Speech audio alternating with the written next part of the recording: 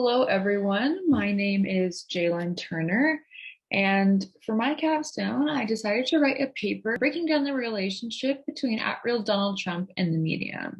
I'm submitting this paper in partial fulfillment of the requirements of the Bachelor's of Art in Communications at Pacific Lutheran University. In this paper, I will be analyzing Twitter as a platform in terms of media ecology and describing how the relationship between Twitter and @real Donald Trump impacted society. I chose to analyze Twitter because, according to Professor Brian Ott from Missouri State University, Twitter was created to train us to devalue others, thereby cultivating mean and malicious discord. With traceable history, I will discuss Twitter's longstanding use of aggressive language and how it's directly affected society and left lasting impacts on our social and political discourse.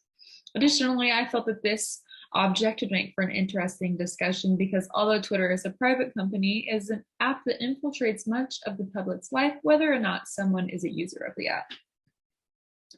So a little bit of background. So the election of 2016 generated a global shift in how we use social media and essentially what it means to be presidential. In 4 years, Trump made over 30,000 false claims just on his personal account. This is not including anything he may have tweeted from the POTUS account.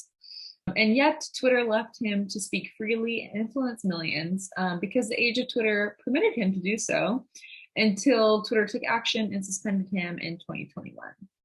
So the age of Twitter is defined as an extension of our past communication revolution that transformed the character of our public discourse. The three features of Twitter. The first part of my paper discusses simplicity, impulsivity, and incivility.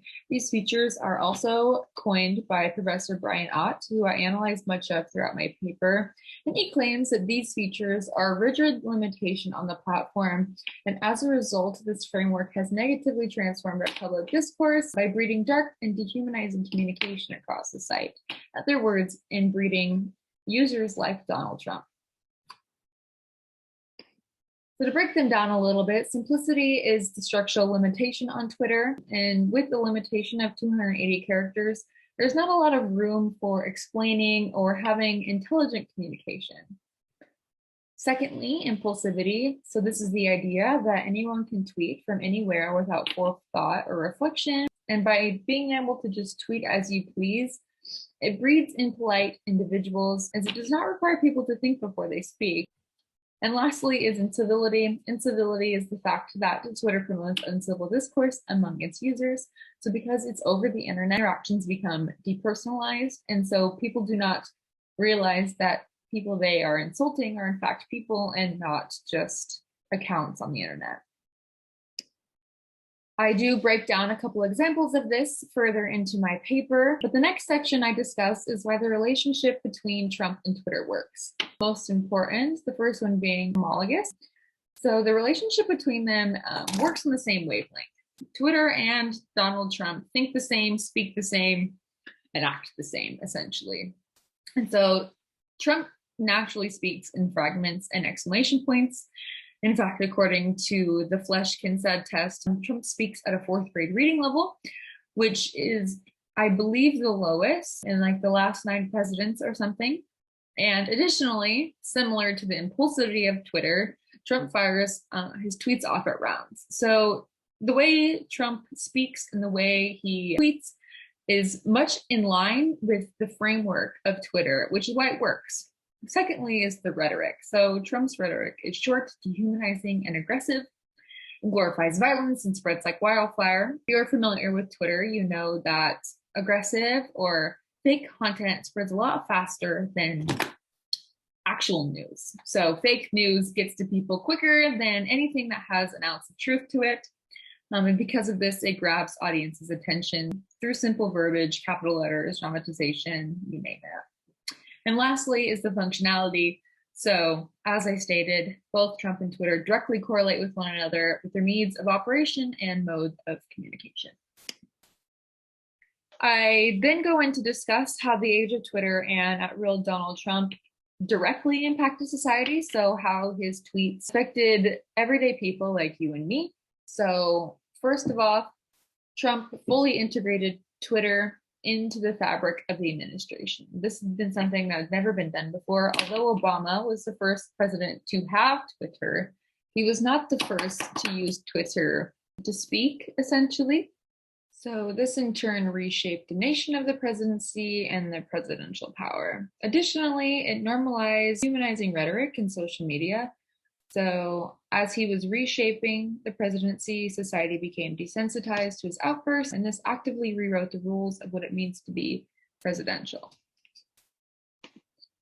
So in order to understand how Trump rewrote what it means to be presidential, we have to understand how he got there, and he was able to do this by Twitter centralizing his tweets and treating his feed as news.